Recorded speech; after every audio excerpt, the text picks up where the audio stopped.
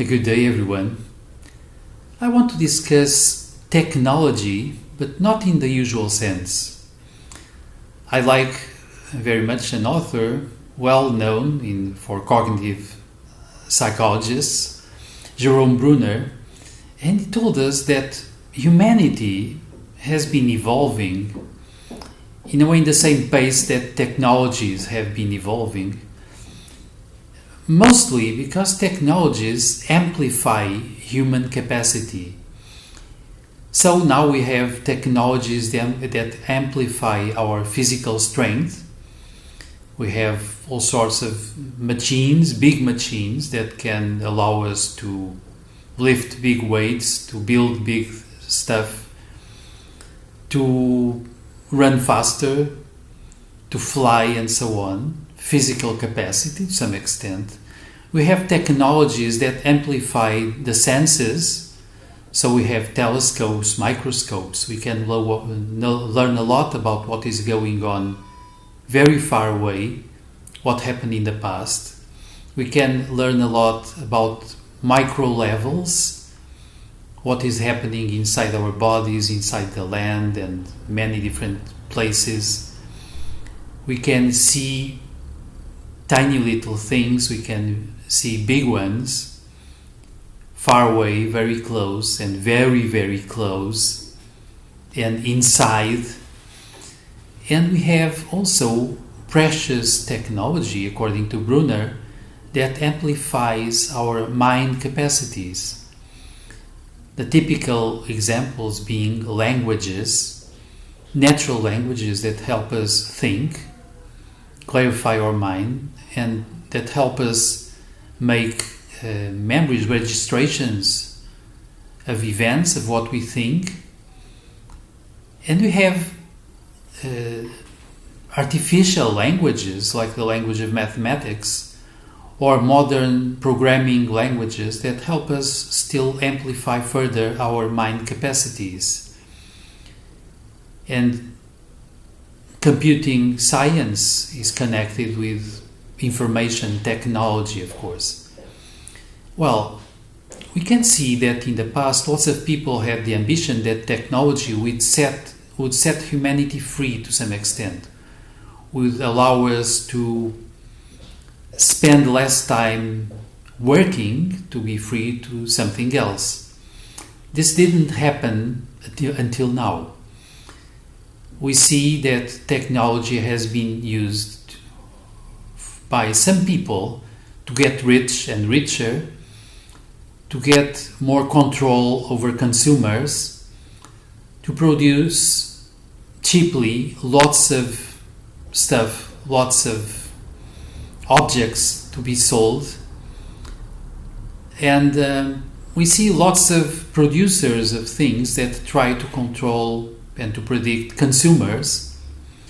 And we see lots of big factories when the Industrial Revolution began, big machinery that allowed production, improving the way of life for many people, that's true, but also giving a few a lot of power and a lot of money.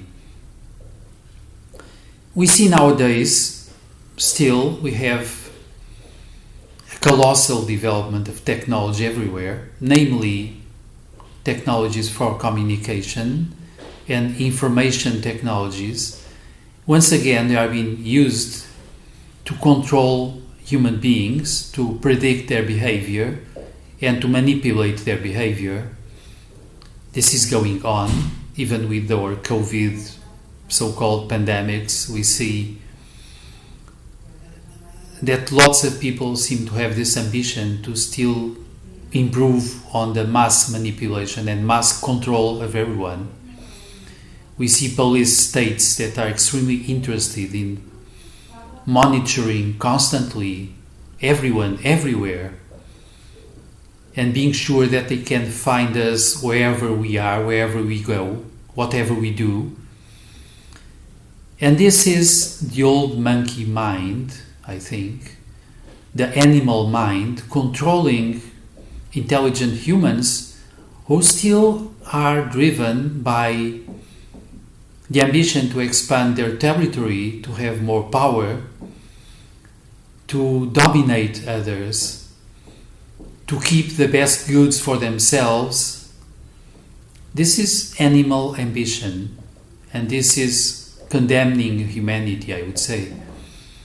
Now, technology can also be used to reduce the time for work and to set people free to expand their consciousness, to become more cult, and to cultivate themselves through creativity, through the arts, philosophy, and so on. Technology can set us free to become better humans, to know more about who we are, what we want to do, where we want to go, and to be free to expand our best capacities as human beings. There is one question I'd like to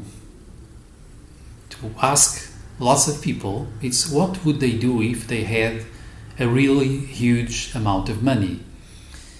Some will say that they would have a bigger house or a couple of fancy cars, but lots will tell me immediately that they would travel.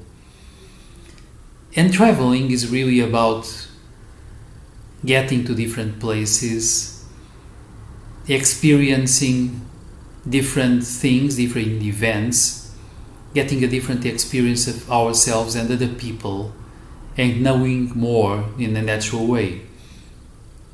I think technology can help us travel more physically, but it also can set us free to travel more within ourselves, within our minds, within our consciousness, and to expand more of it. Technology can also set us free to become better humans, because if we spend less time working and we have some money and we have some freedom, we can, I would say, symphonically be more of who we are. We can play our individual note. We can expand from within in the best way we can, while being part of the whole, while being in harmony with the whole we begin to. Let me say that lots of people still think that the best they can do with money and power is control other people and decide for them who they are or what they should be and what they should do. I believe in the future this will be considered just mind pathology, because I think the leaders of the future will have this ambition of setting everyone free to be the best and the better they are and they can become, and it will be to help them play their role in the global symphonic humanity, and also help them be, in a way, the gardeners of the planet, the keepers of nature, and also conscious members of a cosmic community. I think this could set our ambition towards a different state of things in the future, and it's extremely important that we keep in mind different goals for technology and for humanity. And this is what I wanted to convey for this moment. And of course, if you like it, please comment, share, subscribe to the channel, and I'll be around